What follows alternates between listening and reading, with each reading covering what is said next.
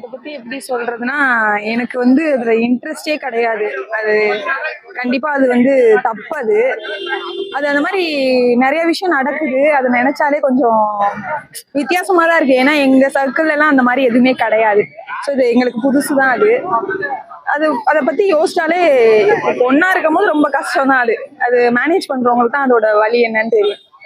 இல்ல இப்ப அவ்வளவுதான். அந்த ரிட்டனியா அவங்கள தொடர்ந்து வந்து கன்னியாகுமரியில இன்னொருத்தவங்க இருந்துட்டாங்க. ஆமா. அந்த பெண்களோட நிலைமைய பத்தி பேரண்ட்ஸ் இல்ல அவங்கலாம் ஏற்கனவே வந்து பேசியிருப்பாங்க. கண்டிப்பா அத பத்தி பேசியிருப்பாங்க. வீட்ல இந்த மாரிலாம் இஷ்யூலாம் இருந்திருக்கும். ஃபர்ஸ்ட் பொண்ணுங்க வந்து ஓப்பனா பேசணும். வீட்ல பேசணும்.